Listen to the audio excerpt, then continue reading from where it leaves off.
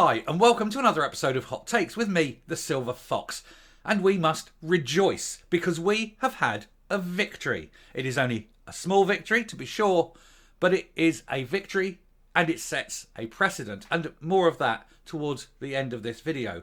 I'm not going to go too much in depth in everything here. We all know the story, but we will say that the moral outrage followed by putting Adam Graham, a man who, after being convicted, after realising he was going into a jail, a man's jail, decided to become a woman so he could go into a woman's jail to have an easier time. And someone who R's women, multiple R'er of women, of course, should on no account be locked up with vulnerable women. The moral outrage and the backlash was huge, not just in Scotland, but in Britain generally and around the world. And it was so loud that even the authorities with their deaf ears heard it. And they have reversed the decision. But it's gone slightly beyond that. But we're going to have a look at this first story.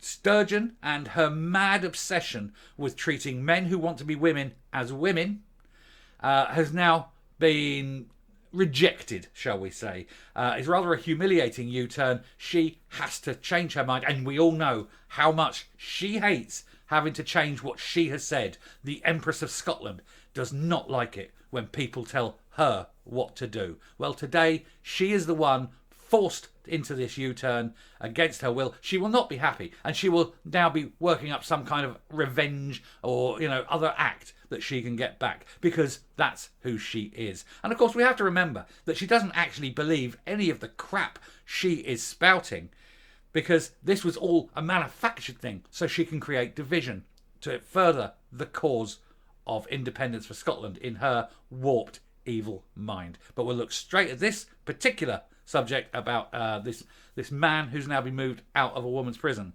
And then I'm going to go to a second story related about it, and then I'll go to the conclusion. But it's quite good. It's great news for us, the people who are, normal, not sick, not fed up, not willing to join in the delusions of others. Here's the story. So, transgender double R'er Isla Bryson will move from a woman's jail to a male prison within hours as Nicola Sturgeon makes a humiliating U-turn amid a huge public backlash after her own Justice Minister defended putting this predator with women. The mindset that makes you even think that that's a good idea. That's how warped the SNP is, that it thinks that putting women in its care, because ultimately anyone in the prison is under the direct care of the government of that country. So this government, this SNP, corrupt, evil government of Scotland, says it's not going to care for the prisoners in its own, in its care. No, there's no safeguarding. It's going to lock predators up with the vulnerable. And they think that that is a fine idea. And not only think it's a fine idea, they went on to defend it. How dare they? Anyway, transgender R'er will now leave Cornton Vale Jail in Stirling this afternoon. Ms Sturgeon says she believes it's not possible to have an R in a woman's jail, which goes exactly against what she's said before. 24 hours earlier, her Justice Secretary backed the Scottish Prison Service's decision to lock him up in a woman's jail. And Sturgeon herself says, and this is her words, that anyone who identifies as a woman is a woman. So Sturgeon is a liar, but that's not news to anyone.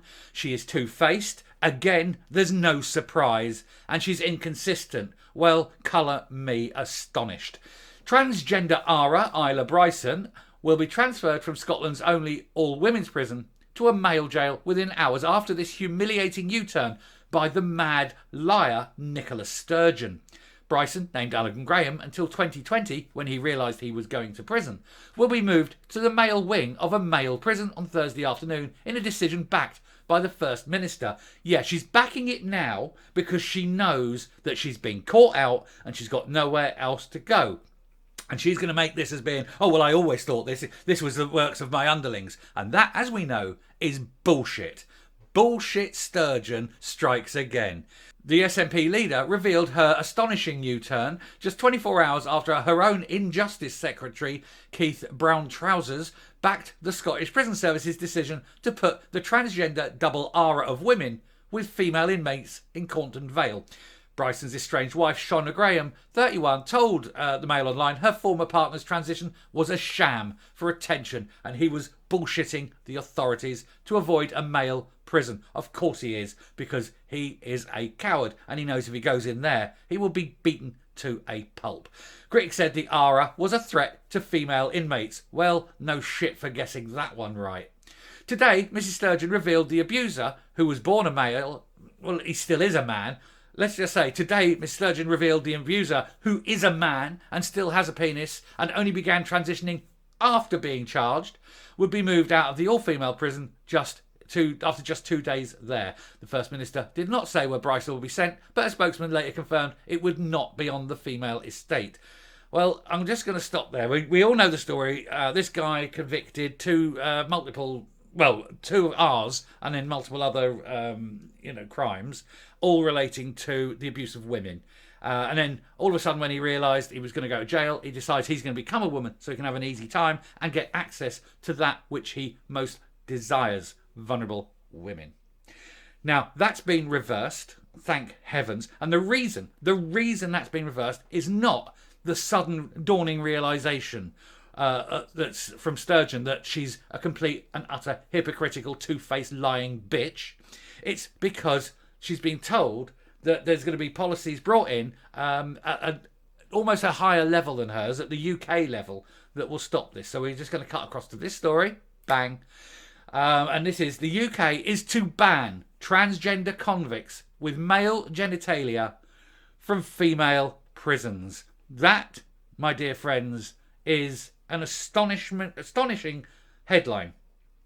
And the reason is it sets the precedent. Remember at the beginning of the video I said there'd be a precedent. But we'll have a look at this one and just remember this, because a precedent is being set. The UK government has announced that it is to considerably reform its policy on transgender prisoners so that inmates with male genitalia or who were convicted of offences will be prohibited from being placed in women's prisons. Following a review initiated by the short-lived administration of former PM Liz Truss, who was unceremoniously kicked out of office by her own party in October and replaced by a man who nobody wanted and nobody voted for, not even party members. It was a coup d'etat. She brought in a set of mild free market reforms and they didn't like it. The Conservative government announced on Wednesday it is prepared to change its policy on housing transgender inmates. And under the proposed framework, biologically male transgender women will be prohibited from being placed in female-only prisons if they still have male genitalia. And that is the line. Now, I'm going to stop here. I've done the two pieces. They are related. We all know the story of one. This is going to be a story that will grow once they start moving towards law. But the very fact that they've announced this policy is of itself hope. Hope that us who are normal, decent human beings who do not wish to pander to the mentally ill and their delusions, and who do not wish to see women and children placed in harm's way, will take hope from that. And I will explain why when I come up. So there is a victory, but of course the battle goes on. And one of the problems you have as well is that the Labour Party offers no solution. You have a leader who cannot define what a woman is. You have party members who, when asked, is a man who pretends to be a woman, or does he need to live as a woman, or does he need to have an operation? They refuse to answer. They cannot engage because they are the left and they will end up eating themselves. And even today, you had Paulette Hamilton, who is an MP, Labour MP, for Birmingham, saying that this Adam Graham should actually be in a woman's prison. He identifies as a woman. He should be in a woman's prison, and he deserves respect and support, and so that he can transition safely. I actually go against this one. I think the Labour Party are mad, bad, and dangerous. I think that anyone who says that the aura of women deserves respect and support has really not grasped what the general public think of these animals. So I leave people who vote Labour to consider why they vote Labour when the Labour Party say that the aura of women, who could possibly be your wife, your daughter, your mother, does the Labour Party really think that these people deserve respect and support?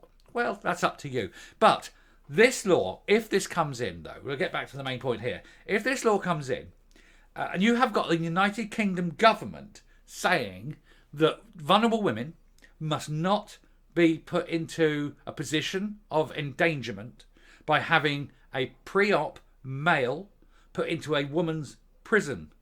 I salute the decision. I think it's the right decision. There's no doubt. It is absolutely the right decision. But they're admitting then that having a pre-op male in a place exclusively for women is a danger. They have admitted that by making this an issue.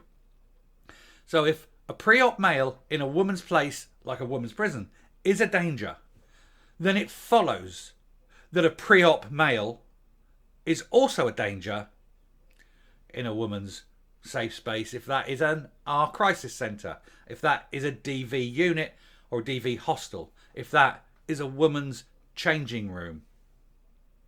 None of them are any different than a woman's prison. It's still a vulnerable woman in a safe space, and it's a man with all his bits attached. There's no difference. The government now has the doorway. It's opened the door. We need to force them to sling that door wide open and to make sure that men who are pre-op have no access to any safe space or single sex space reserved for women.